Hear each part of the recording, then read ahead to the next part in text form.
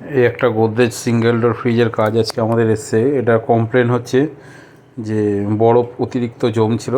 তা যাই হোক, ওনারা অনেক দিন ধরেই বরফটা অতিরিক্ত জমছিল, তারপরে ফ্রিজটা টোটালি অফ হয়ে যায়। তা এটা গোদরেজ আল্ট্রা মডেল, অনেক পুরনো ফ্রিজ, অনেক ওল্ড মডেলের মাল। যাই হোক, তা এটার ফ্রিজের লাইটটাও জ্বলতো না। তা আমরা চেক করলাম, চেক করে দেখলাম যে এটা থার্মোস্টার সুইচ প্রবলেম আছে। তা একটা সিঙ্গেল ডোরে থার্মোস্টার সুইচ নিয়ে এসে আর একটা লাইট নিয়ে এসে আমরা লাগিয়ে দিচ্ছি। দেখো কীভাবে কী রিপ্লেসমেন্ট করছি। আর যখন এরকম ওল্ড মডেলের মাল পাবে তখন লাইট হোল্ডারটাও অবশ্যই খারাপ হয়ে গেছিলো পাবে। এর কিন্তু গোদরেজের কিন্তু নিউ মডেলেরও আছে, ওল্ড মডেলের থার্মোস্টারও আছে, ও দেখে লাগাবে, ঠিক আছে এটা। তা যাই হোক, আমরা দেখো গোদরেজ ওল্ড মডেলের যেটা সেটাই লাগাচ্ছি। তা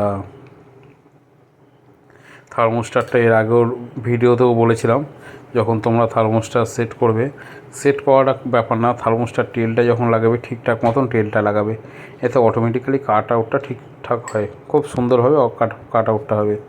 এই দেখো আমরা একটা এলইডি বাল্ব লাগিয়ে দিলাম হোল্ডার সমেত।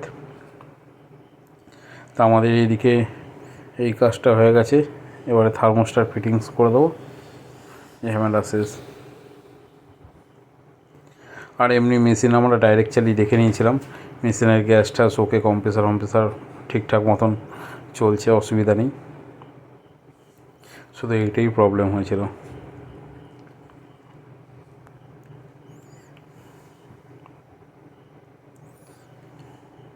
আবার গোদরেজ সিঙ্গেল ডোরের থার্মোস্টারের মধ্যে 2-3 ধরনের আছে, এডজের আছে, পেন্টাকুলের আছে। তোমরা যখনই এগুলো লাগাবে, পেন্টাকুল বড় টেলের, এডজ বা আল্ট্রা এগুলো টেল ছোট। যাই হোক, তোমরা যখন লাগাবে একটু বুঝে লাগিও।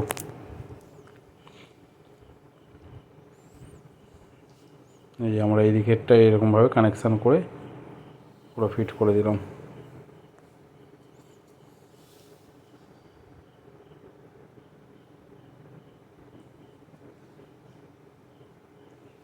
আমাদের এদিকের কাজ কমপ্লিট।